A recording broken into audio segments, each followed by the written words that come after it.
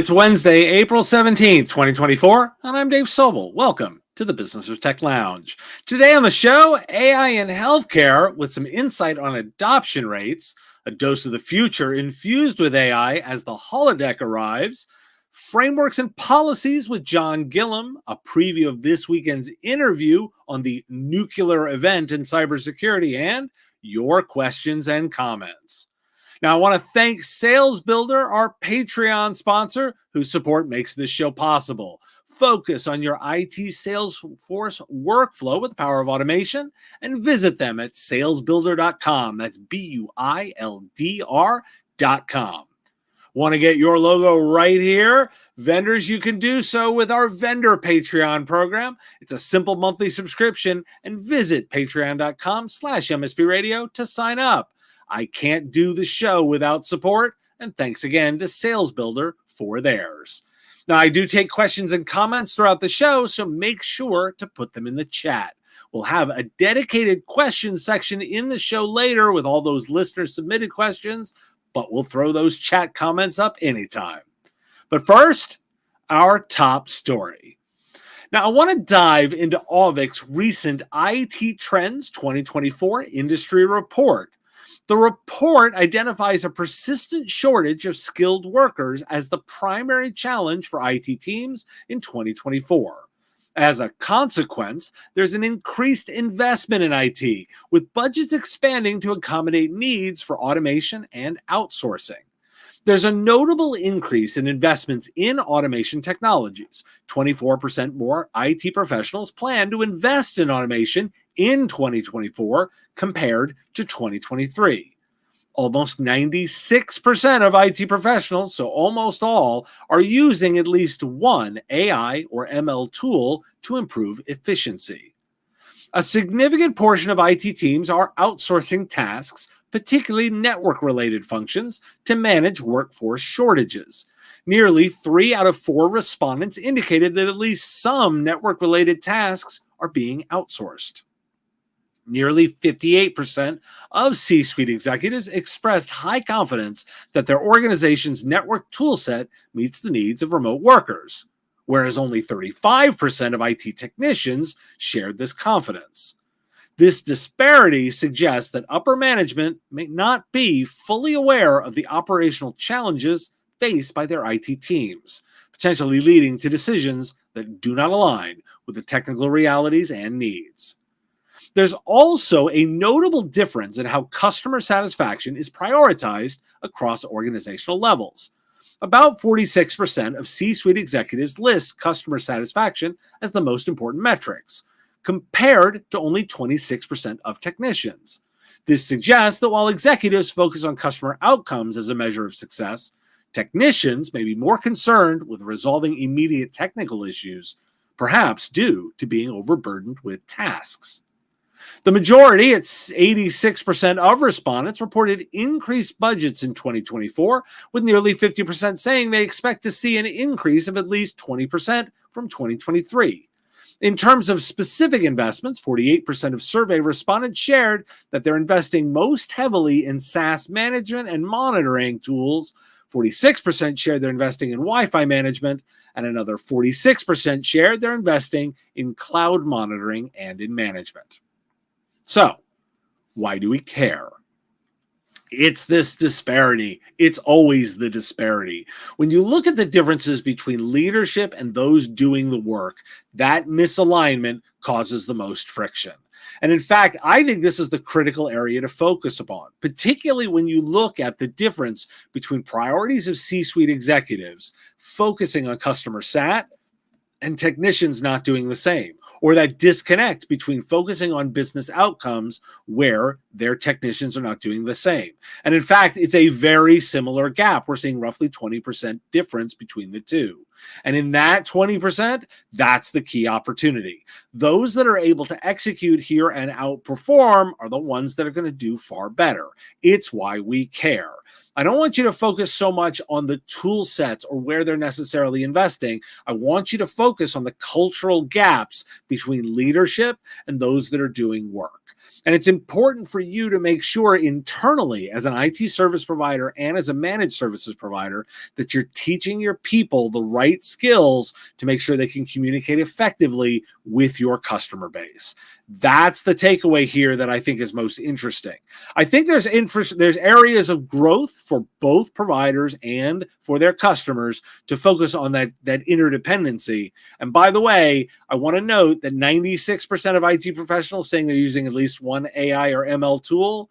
I'm not surprised by that, but it's how effectively they're using it that we're going to want to dig into further. Now, if you got a question or a comment, make sure to put it in the chat if you're watching live. We will take any questions during our question section later. Now, you know I love a good use case. So let's dive into TechCrunch's look at generative AI making its way into healthcare. And not everyone is convinced of its readiness. While there are investments and startups focused on generative AI in healthcare, concerns remain about its limitations and efficacy. Studies have shown that generative AI struggles with complex medical queries and can produce incorrect diagnoses. Additionally, there's worries about perpetuating stereotypes and biases. So let's quote directly from the article. Quote, only about half, at 53%, of US consumers said they thought generative AI could improve healthcare, for example, by making it more accessible or shortening appointment wait times. Fewer than half said they expected generative AI to make medical care more affordable. Andrew Pokorski, Chief AI Officer at the VA Sunshine Healthcare Network, the U.S. Department of Veterans Affairs' largest health system, doesn't think that the cynicism is unwarranted. Borowski warned that generative AI's deployment could be premature due to its significant limitations and the concerns about its efficacy. Quote, one of the key issues with generative AI is its inability to handle complex medical queries or emergency, he told TechCrunch. Its finite knowledge base, that is, the absence of up-to-date clinical information, and the lack of human expertise make it unsuitable for providing comprehensive medical advice or treatment recommendations. Several studies suggest there's credence to these points. In a paper in the journal JAMA Pediatrics, OpenAI's generative AI chatbot, ChatGPT, which some healthcare organizations have piloted for limited use cases, was diagnosing pediatric diseases 83% of the time. And in OpenAI's GPT-4 as a diagnostic assistant, physicians at Beth Israel Deaconess Medical Center in Boston observed that the model ranked the wrong diagnosis as its top answer nearly 2 times out of 3. And this section, quote, Arun Thurvasasku, a clinical research fellow at the University of Oxford, said there's nothing unique about generative AI precluding its deployment in healthcare settings.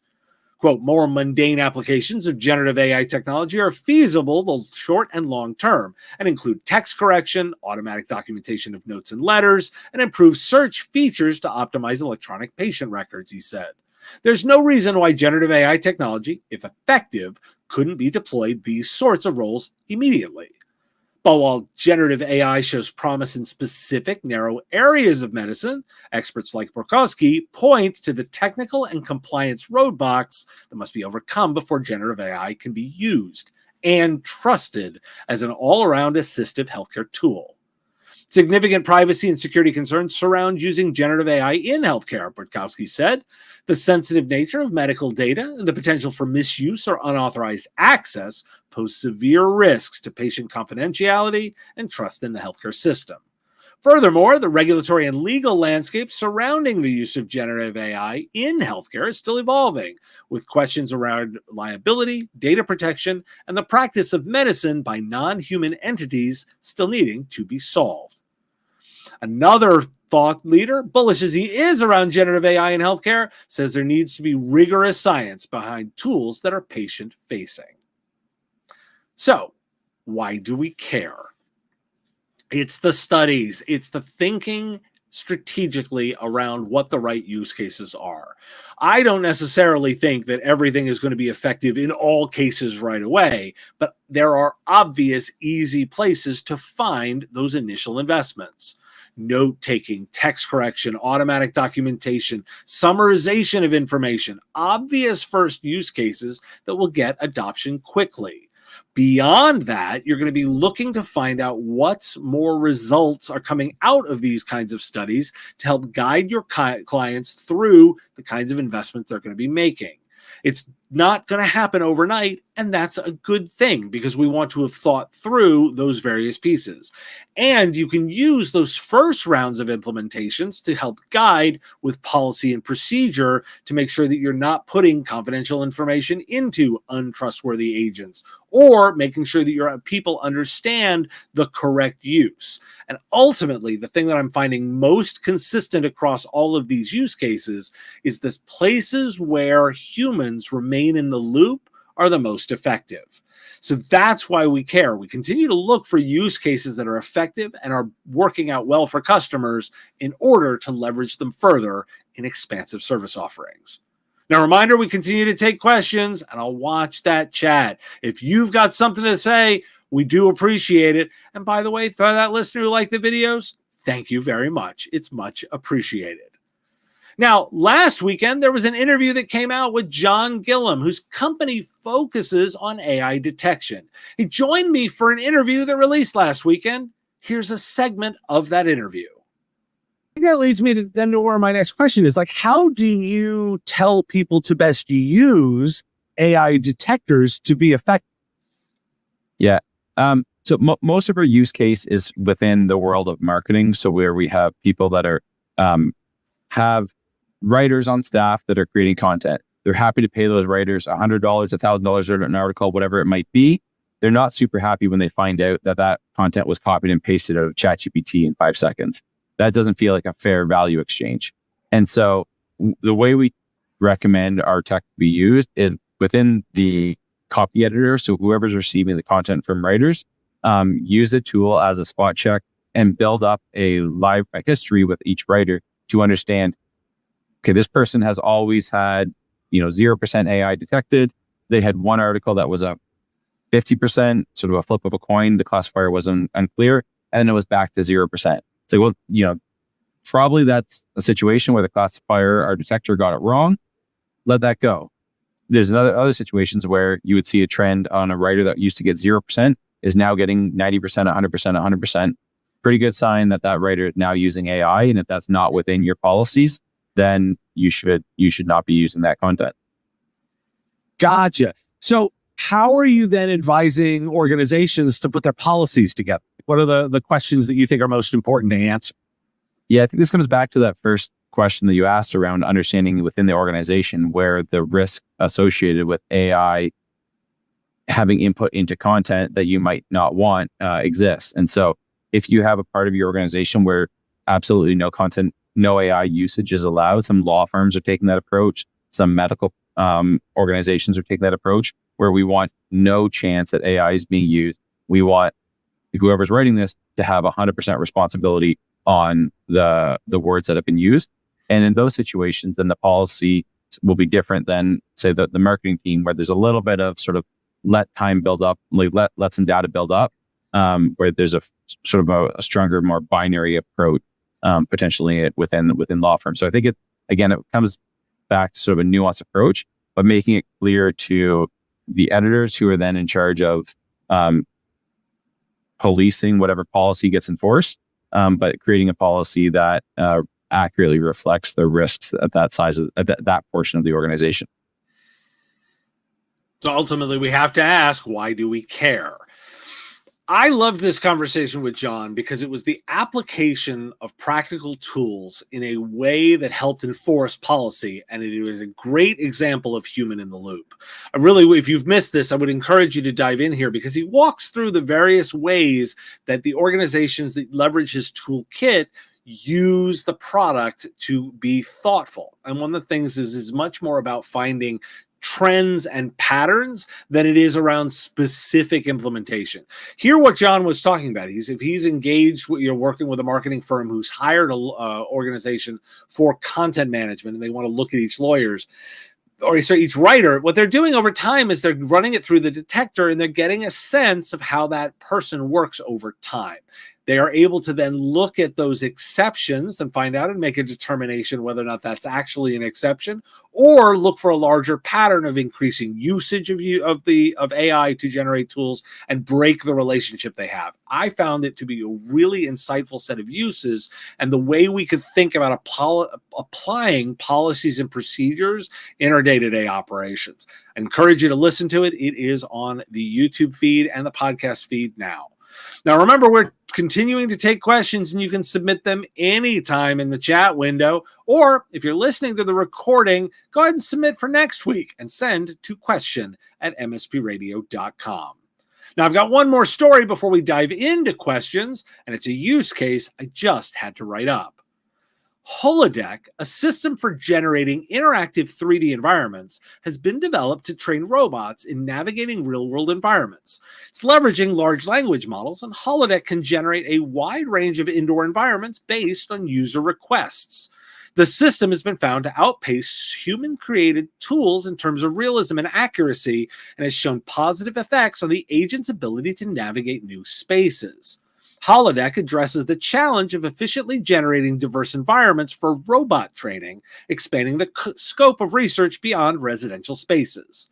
Quoting the article, named for its Star Trek forebear, Holodeck generates a virtually limitless range of indoor environments using AI to interpret users' requests. Quote, we can use language to control it, says Yang. You can easily describe whatever environments you want and train the embodied AI agents, end quote. Holodeck leverages the knowledge embedded in large language models, the system's underlying ChatGPT and other chat bots. Language is a very concise representation of the entire world, says Yang. Indeed, LLMs turn out to have a surprisingly high degree of knowledge about the design of spaces, thanks to the vast amounts of text they ingest during training. In essence, Holodeck works by engaging an LLM in conversation, using a carefully structured series of hidden queries to break down user requests into specific parameters. And just like Captain Picard might ask Star Trek's Holodeck to simulate a speakeasy, researchers can ask Penn's Holodeck to create a 1B1B apartment of a researcher who has a cat. The system executes this query by dividing it into multiple steps. First, the floor and walls are created, then the doorway and windows. Next, Holodeck searches the objectverse, a vast library of pre-made digital objects for the sort of furnishings you might expect in such a space: a coffee table, a cat tower, and so on. Finally, Holodeck queries a layout module, which the researchers designed to constrain the placement of objects so you don't wind up with a toilet extending horizontally from the wall. Now, why do we care? I love pulling interesting use cases again over and over, and we can always borrow from science fiction to get a sense of what's coming. Think this through. They're using the Unreal Engine to build virtual environments on demand for testing scenarios. That's incredibly powerful. If you need an infinite test variety to test robots in, you can now do so with this simulation. And they can actually generate the graphical representations of full environments fully rendered using Unity. This is exactly the kind of thinking that we want to do. You might want to do it from a designer perspective for a single environment, but some use cases will require that infinite numbers. And that's where the recursive use of these kinds of tools are particularly interesting.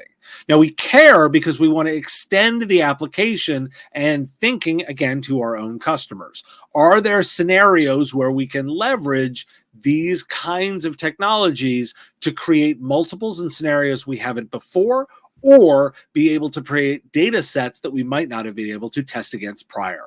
That's the kind of thinking we want to use when considering these tools. Now, we're coming up on those questions. Make sure to put them in chat if you've got any last minute ones. I do love taking them. And focus first always on those user submitted ones. Remember, bring your questions live and you'll get a live response. This is a great part of the show to get involved with our ongoing discussions. Let's take our first submitted question. What are the potential impacts of cybersecurity company acquisitions on the service quality and client relationships of MSPs? The acquisition question. You know, this one comes around every so often for me to get my thoughts on what happens when companies are acquired. I start with my basic advice. Anytime a company is acquired, do not panic and understand what your contractual obligations are.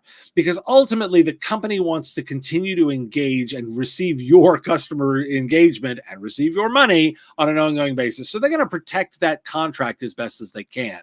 And they are obligated to do that continuing based on the contract that you have with the previous organization. And remember, post-acquisition, there's always 12, 18, or 24 months of merger as the two organizations come together. Oftentimes, when you consider changes in organizations, they don't come until after that process is concluded. So the time to think about that and be engaged is not at the time of transaction. It's either 2 years down the road when they are in a position to start making changes, or on your contract end. So from my perspective, I think about it from that rhythm, and I advise people to not worry on day one. Now, here's the other thing that I think is important, specific to the listener's question around cybersecurity. There are, frankly, too many cybersecurity companies out there to support the market. I'm anticipating we're going to see consolidation of those vendors into a lesser set. Either companies will get acquired for talent or technology and get rolled up into more robust organizations. So you should be in a position where you're expecting more acquisitions in the cybersecurity space. It's been heavily funded by VCs and private equity over the past number of years, meaning those companies are looking for ways to extract that value out, and they're going to look to do that with mergers and acquisitions. So you should expect that there are going to be more of them to have less cybersecurity companies over time, frankly, because we have too many. It's great taking questions. I love doing it. Make sure you send them in for next week if you didn't get a chance for yours to be heard this week. Now, I want to highlight an upcoming interview, something that's coming out this coming weekend, an interview with Rodrigo Loureiro on cybersecurity defense. Here's a clip from that interview. You've also offered that AI may be part of the defense. How do you think that fits in as a countermeasure? So more than just that, I think AI is the only defense that we can have against these. It's essentially an arms race, right? You don't bring a knife to a gunfight, and the attackers are going to use AI. There's nothing you can do about that. So if on our side, on the defense side, you are hesitant about the use of AI, you don't want your people to use AI, you are essentially putting your cyber defenses with knives, arming them with knives to fight off gunslingers. So that's why I think that we must use AI. One of the most obvious applications of AI is in terms of cybersecurity analysts. Our industry is desperately lacking qualified cybersecurity analysts. So AI can contribute to increase the effectiveness and the productivity of those cybersecurity analysts, because right now the few that we have are already overwhelmed with responding to incidents. In order to increase and protect against these heightened attackers, the only way we can do that is through the use of AI. Rodrigo has some bold points. In fact, he thinks AI may be a nuclear level event in cyber. I do push back in the interview, and I'm encouraged for you all to listen to that on this coming weekend, and we'll discuss again next week in the live show. A reminder for listeners that my Patreon supporters already have this video, and you can get all my interview content early as a supporter. Visit patreon.com/MSP Radio to sign up now. Now, I want to thank Sales Builder, our Patreon sponsor, whose support made this show possible. Focus on your IT sales workflow with the power of automation and visit them at salesbuilder.com. That's BUILDR.com. And vendors, you too can get your name mentioned on the live show. It's a simple monthly subscription. Visit patreon.com/MSP Radio for more. And listeners, thank you for all your support. And here's what you can do to help continue with the show. Make sure to like, share, and follow on all your favorite platforms, and share it with your friends and encourage them to listen as well. Or you can support directly on Patreon with our Give What You Want model. You set what you think the content is worth. And if you have a question and are listening to the recording, send it in at question@mspradio.com. Next week, the live show is on Wednesday, so catch us live on Wednesday, 3 p.m. Eastern. Thanks for joining me for the Business of Tech Lounge, and I will see you next time.